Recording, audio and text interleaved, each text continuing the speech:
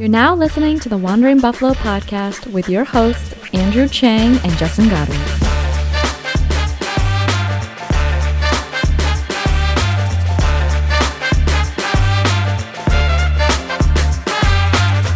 Hello and welcome into another episode of the Wandering Buffalo podcast, a show here on the Buffalo FAMBase network, the originators of Bills Mafia. And speaking of Bills Mafia, I have a bone to pick with all of you, just to start off. Our executive producer, Jacob, mentions that a good amount of you watch our videos, but you aren't subscribed. What's up with that? Hey, just do us a favor, give us a like, comment, and obviously subscribe. We would love a review. I know Justin's been doing a great job of advocating for that, but hey, I've been gone for a couple of weeks.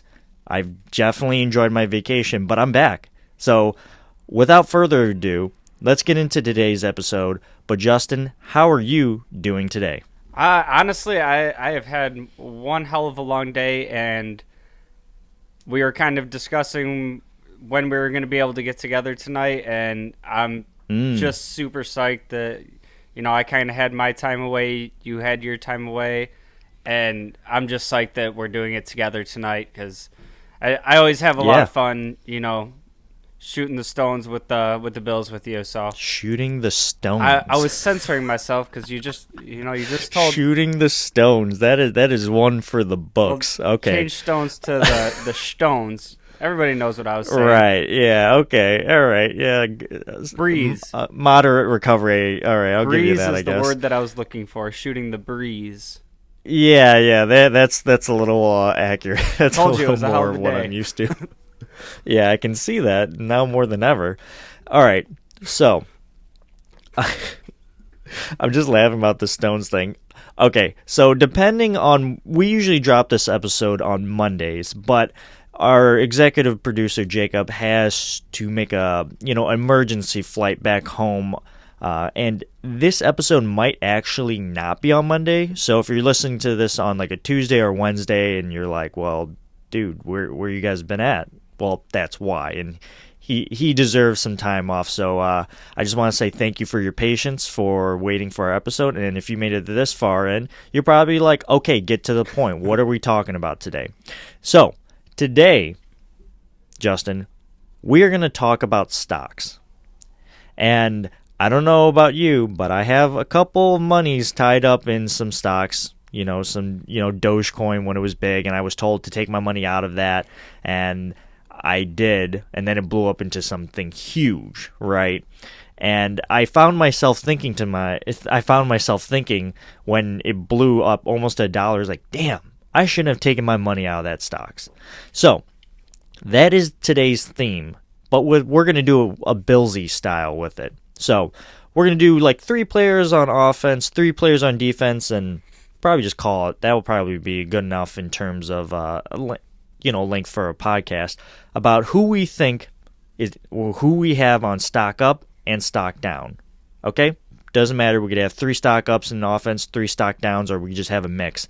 But let's start with the offense here. And for me, I'm going to say I have stock up in my guy, Gabriel Davis. And yeah, that's a little low-hanging fruit. He definitely turned it on in the second half of this most recent season. But hey, think about who left. Think about who the Bills lost as wide receivers. Okay, we lost Cole Beasley, and then we lost Emmanuel Sanders.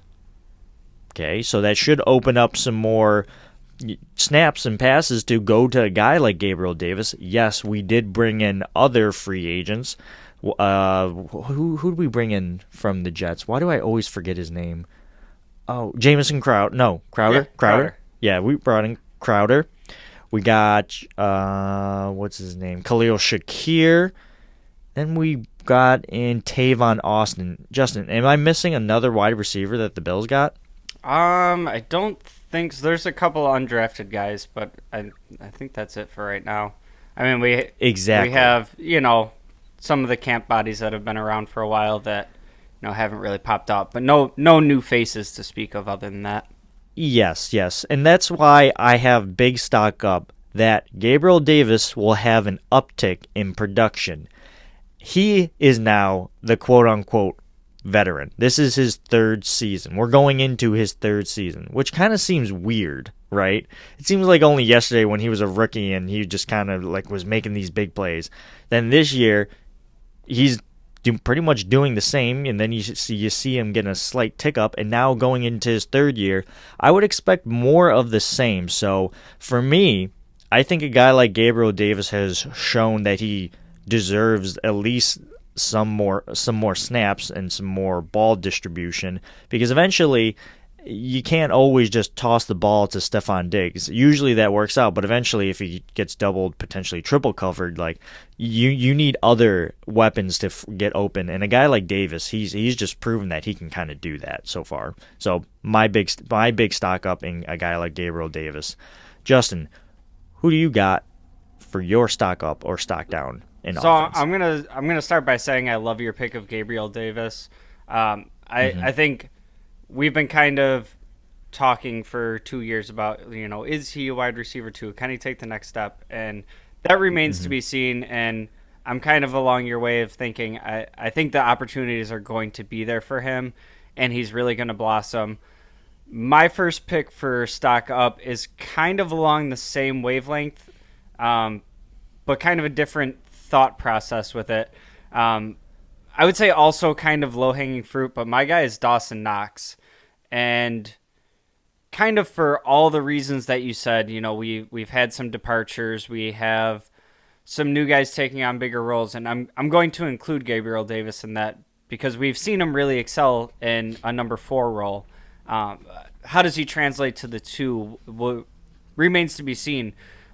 But what I think is interesting, and this goes with the coordinator change with Dorsey, I see the Bills bring in a guy like O.J. Howard. It makes me think that we want to run more 1 and 2 tight end sets, help the running game with a little extra blocking on the field, not be as transparent on when we're running, when we're passing. And I think we're just going to see tight ends be more involved. And with that, with the departures of some receivers, with the mismatch nightmare that Dawson Knox can be, just a freak athlete out there, and he's, maybe getting a linebacker matched up on him, maybe a nickel cornerback, all the things that we've seen really plague the Bills for years and years. Is kind of the guy that we have in Dawson Knox now, on just who are you going to match up against him, especially when you start getting all kinds of different personnel looks. You add in a guy like James Cook that can catch passes out of the backfield. I think the tight ends are going to be more involved in this offense, and Knox already had his breakout season. I think he's shown that he can do it and develop that chemistry with Allen. Went through some injuries last year and still put up good numbers. So he's my first stock up guy, and I think he's going to blow up this year. Yeah, Dawson Knox is a great guy, and he's definitely not Stones. I'll just say it like that. He's not Stones anymore. He's definitely a great guy, and he burst onto the scene. And, one thing that people don't give him a lot of credit for is the fact that this man literally broke his hand mid-season, and he was back in, 3 games or something like that? It was either like 3 or 4. It was something really egregious. Like, he had to get, surgery on it, and I know his hand was, almost looked like, when you take those latex gloves and you fill it up with water and it just kind of blows up. That's pretty much what his hand looked like. And I was like, oh, yo, what's wrong with this guy's hand? And then you saw with, the embed video that they put out when he was training, his fingers are so jacked up. But he's, I'm still catching footballs out here. I'm like, I don't know if breaking your hand made you catch balls easier, but if so, man, can you break the other one too? No, I'm just joking. No, that was a great choice, Justin. I'm gonna pick the third one here, and then we'll take a break, and then we'll go straight into defense here. For me, and I really, really hope I'm wrong here, my stock down player, if even possible, because I know Bills Mafia does not believe in this guy, but my stock down type of player is Cody Ford. Now, with Cody Ford, we know the story. 2nd round draft pedigree, comes into a pretty good Bills team, to be honest, but then he gets hurt. And we know what happened in the wild card game against the Houston Texans, and he wasn't that great in that. And in his second year, got hurt. This year, not so much, and he finds himself really on the bench. Very inconsistent. And Justin, I'll be honest, he hasn't really proven anything in this league, and that's okay. All right?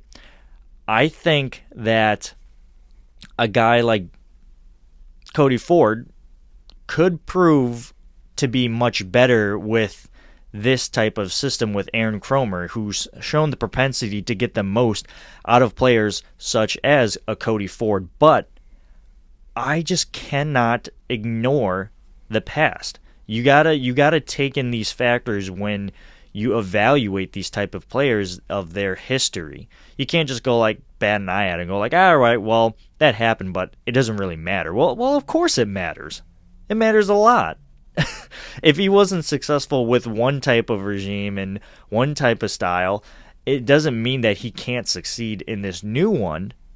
But it does beg the question, is he a system guy? Is this the right system that we're bringing him into? Or is this just going to further push him back? Because remember the whole, is Cody Ford a right tackle or a guard thing? Well, it looks like the Bills kind of settled him with being on a guard, which staggered his development. And then we got a guy, what's his name? Oh my God, he went to the Giants. Feliciano? Blanking out. What? No, our offensive line coach. Oh, OG. OG Bobby Johnson. OG. Yeah, then we got Bobby Johnson in there, who I no knock against him, but maybe it was him. I don't know, but what I'm saying is that's got to be a lot of balls falling on Cody Ford's side for him to like really make a comeback here. And I'm not saying it's not possible, but I really just don't know if he's going to be. I don't know if he's going to be able to make a comeback, especially with this tough of an offensive line. Like, look at the depth at the offensive line and at guard. Like, this is a hard place to be if you want to like get some starting snaps and if you haven't proven anything, e.g. Cody Ford.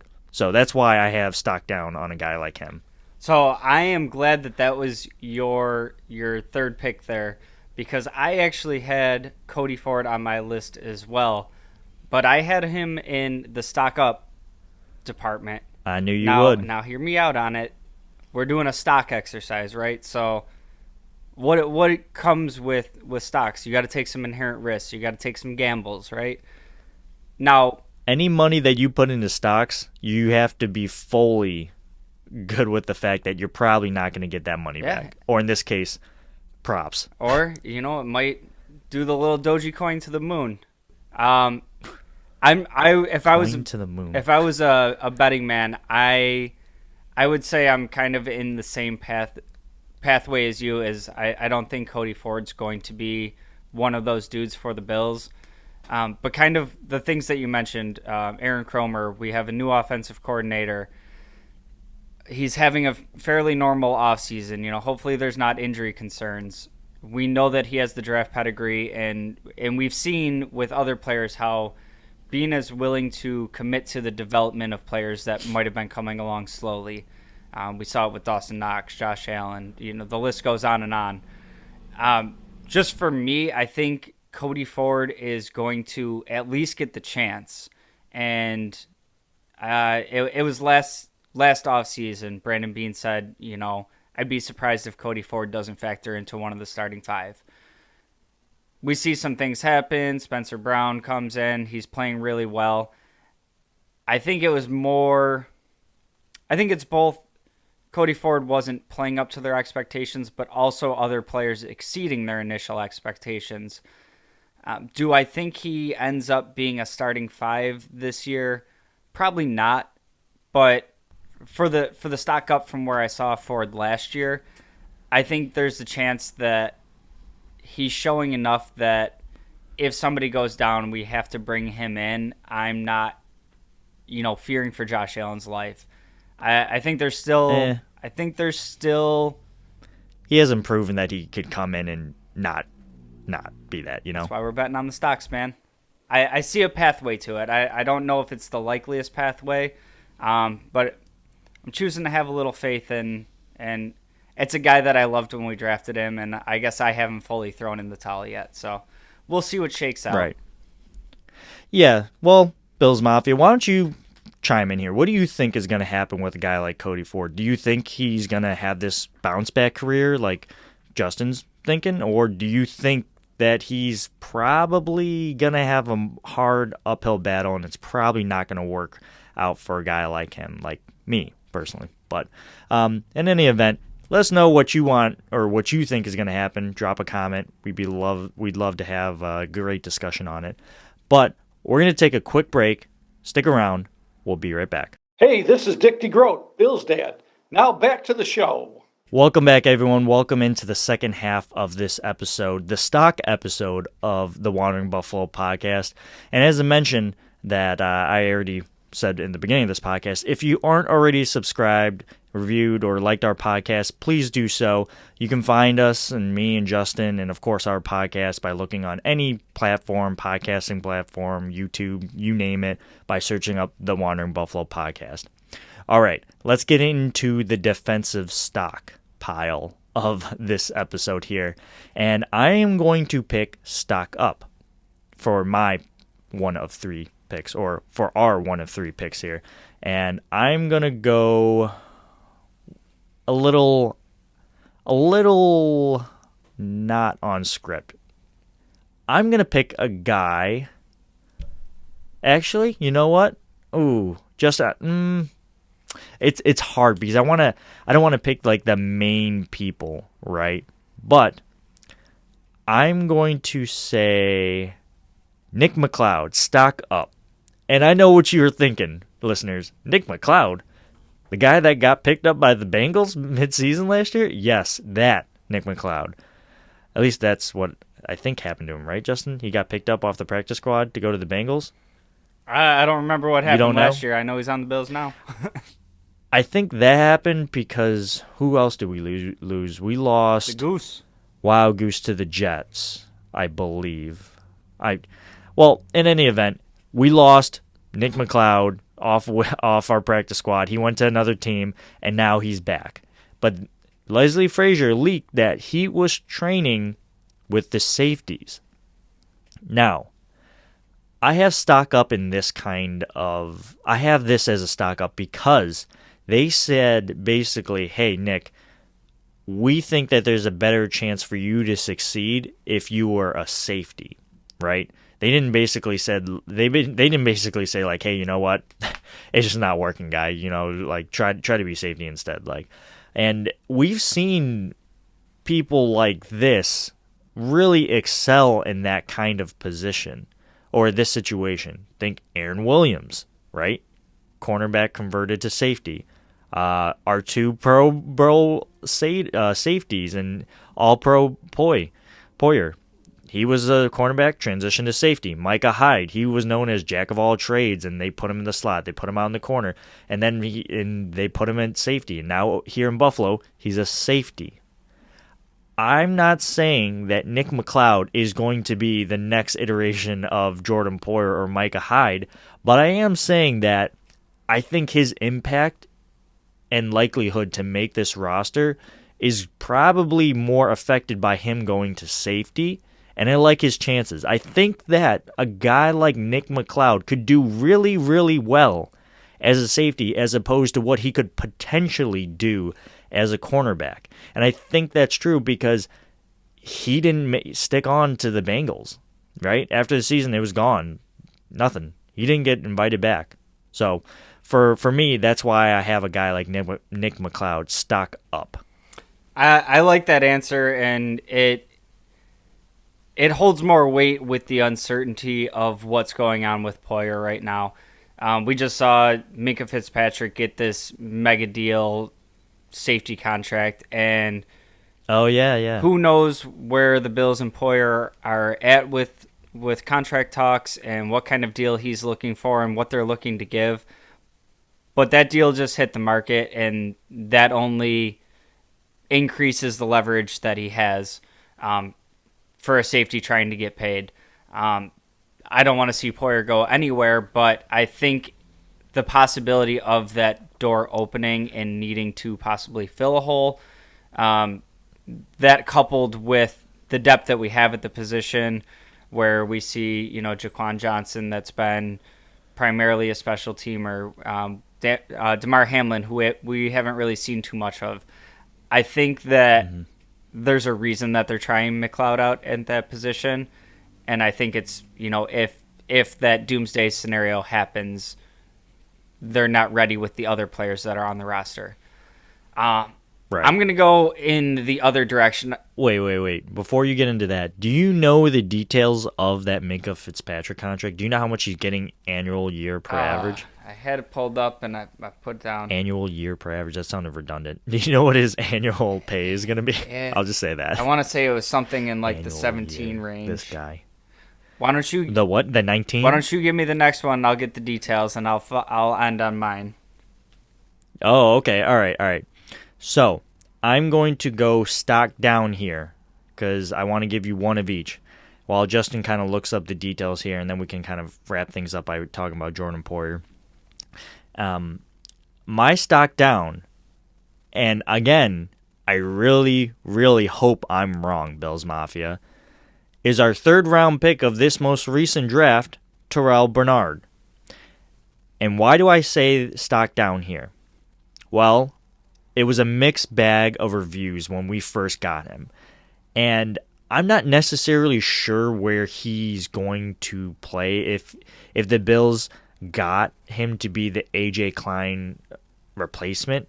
But if you think about when A.J. Klein took the field, it was really to what? When we played super heavy run teams. And it's not that I'm saying that we're not going to face those teams, but it's kind of a rare situation that you see a guy like A.J. Klein out there for us, at least last year, just because we didn't really have to face super run heavy teams all the time. You usually saw a guy like Taron Johnson out there. So if he's really the A.J. Klein replacement, you're not going to see him as much as you'd like to see your third-round pick play, if that makes any sense. Unless the Bills want to go to more 3 linebacker sets. Right? So then, maybe we'll see more of Tyrell Bernard. But is he made for that? I don't know. When I watched this guy's highlight tape, he looks like he's a really good blitzer. Like a really, really good blitzer. I don't know if you saw him. Well, after every single player that the Bills drafted, I would just went on YouTube. I was like, all right, Tyrell Bernard. All right, Kyer Elam. Like, what is this person? Let me see the highlight tape with this guy. And Tyrell Bernard, from what I saw, is like you send him to the house against that quarterback, he's gonna find a way to do it. Now, I don't know what they're going to do to make that happen here with the Bills' defensive scheme. But it goes back to, are you going to give up coverage ability to get that extra pressure when we had just signed a guy like Von Miller in the offseason to create said pressure and to get results? It just kind of seems like, I don't really know where he kind of fits in, and I think the value of this pick might come next year or the year after that. So I'm saying for this year, stock down on that, because I just don't know where and I really hope I'm wrong. I don't really know where he kind of comes in and makes an immediate impact, especially with a deep linebacker room, because the Bills love their linebackers. And if he's, again, going to take the field, he's probably going to have to usurp Matt Milano, which I don't see happening, or he's going to have to fill in for Taron Johnson and like super run-heavy opposing offenses, or he just straight up has way better coverage ability than Teron Johnson and can cover a wide receiver, which, a slot wide receiver against a linebacker, you're probably going to take that all day. So I don't know. That's my rationale. But I hope I'm wrong, and I really hope I'm wrong. But that's my reason why I have stock down Tyrell Bernard. Yeah, I have a few different thoughts on that draft pick as a whole, and where I keep landing with Bernard is this regime thinks things through beforehand, and I think there had to be discussions before the draft of... Oh, there's definitely a reason. We just don't know why. I feel like much like the offense seeming like they want to use a little bit more tight end sets, I feel like this might have been a move to, maybe we don't want to be in base nickel all the time.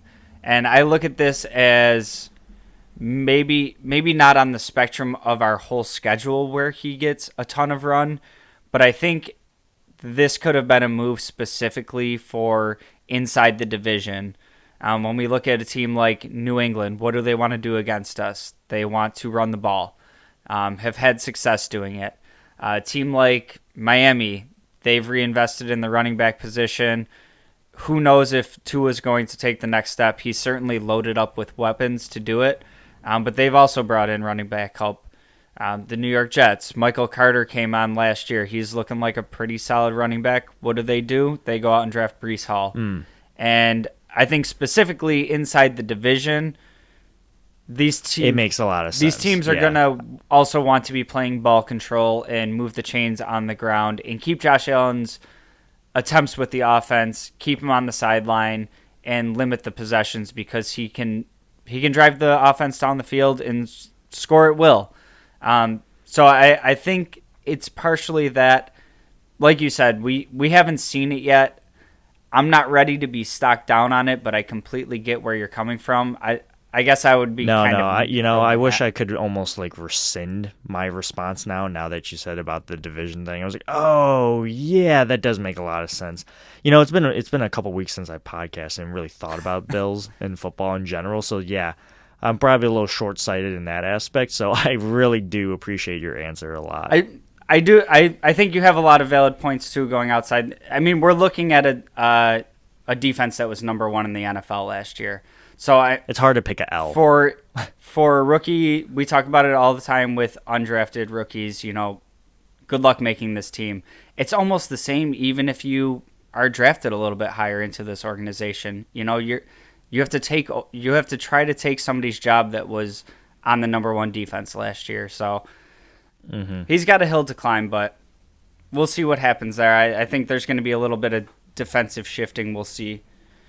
To circle back around to the Minko Fitzpatrick number. Okay. Average annual value is about $18.4 million with $36 million guaranteed. It's, I believe it was a 4-year extension. Wow, that's a stone's amount of money. Yeah, and he's a bit stones. He's a bit younger than Poyer. It's a little bit of a longer deal, but holy stones. We go back a few years ago. Those contracts weren't really coming out for safety. So with Poyer, being an All-Pro, I think that's just another feather in his cap for negotiations. Right. Yeah. You know that when what's his name? When the Honey Badger got signed for like $11 million in the offseason or something a little lower, they were probably like, that doesn't help us. I will wrap it up with and I'm also going stock down here. I found it kind of hard to go with stock up, guys, because there's so many options, but like I was just talking about, we had the number 1 defense, so it's really hard to keep projecting these players to get better when they're already at such a high level. So my final answer is stock down, and I have this kind of as a toss-up between Boogie Basham and AJ Epinesa, and oh my god, I don't know where I want to go with it, but we've seen second-round investments put into both these players. They both have done their stints of being game day inactives, and I think that's partially Both second-round Yep, picks. I think that's partially McDermott wanting, everybody's got to earn their spot, playing some games with the numbers game, with, returners being questionable and whatnot. But we also saw Rousseau come in last year and really start to develop throughout the season. We see the Bills go out and sign Von Miller. That's eating into a ton of these snaps that looked like they were about to become available with Jerry Hughes gone, with Mario Addison gone. I think it's really a battle for one position there, and that's not even really factoring Shaq Lawson coming back into the equation. I think the Bills have really set it up for either of these guys, both of these guys, one of these guys to really show out in this offseason and this preseason and really have to earn that spot. Because we honestly haven't seen enough from them, and we've seen flashes from both. But we're talking two guys, much like we talked about Cody Ford earlier. This was significant draft capital that they put into these two players. And keeping with the stocks theme, the return of investment hasn't been there yet. So that's my two guys right there. I toss up between which one I'm actually saying. You picked a twofer. Had to do it to end the pod here. I mean, I can't disagree with you, because when people go like, "Hey, who do you think's got a better chance of like starting on game day?" You could just honestly just pick either or, because they both kind of have.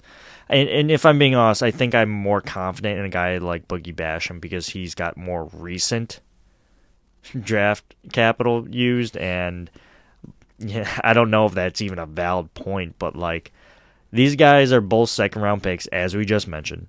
They both have been game day scratches, which we've just mentioned. And I when we were on Circling the Wagons podcast, I mentioned how when the Dolphins drafted with one of their 3 first-round picks, the 2 a year, I think, they drafted a cornerback, and Noah, I'm not going to try to pronounce his last name. Iganobi. Yeah, I said I wasn't going to, but here I did.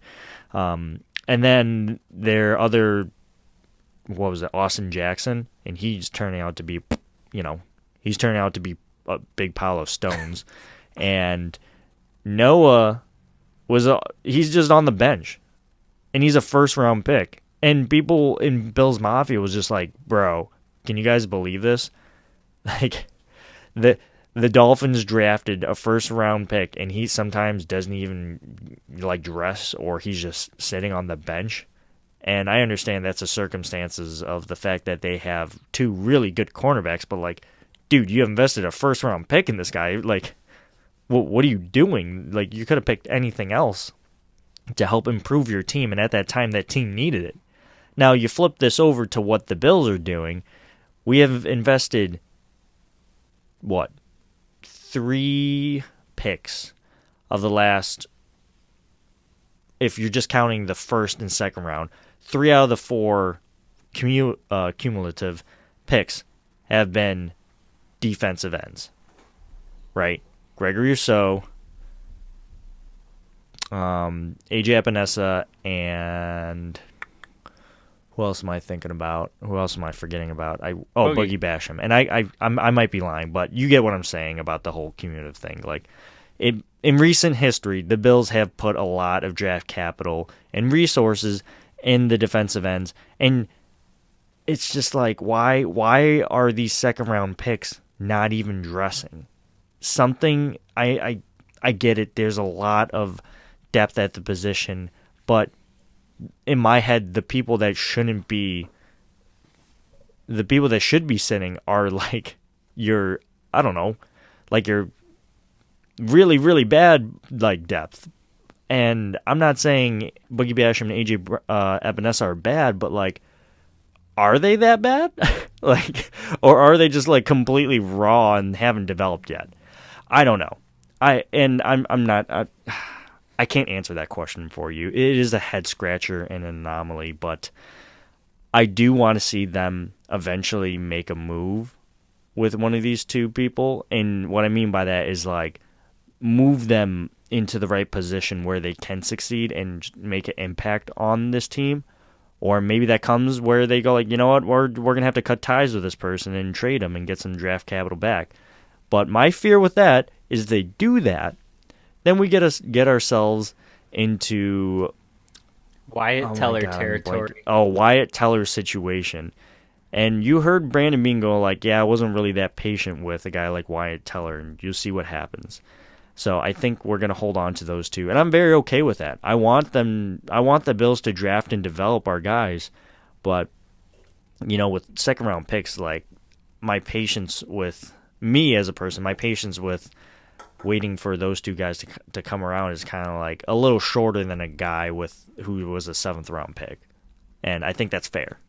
But Justin, do you have anything else before we wrap up this podcast that you want to talk about? No, you had a couple points there that were kind of like thoughts that I wanted to wrap up on with Epinesa and Basham, but I think you pretty much summed it up pretty well. That's what I had from my stock up, stock down.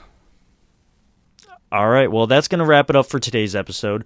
Make sure to like, comment, and subscribe, as I just mentioned 3 times in this podcast, this time being the 3rd. We really do appreciate it.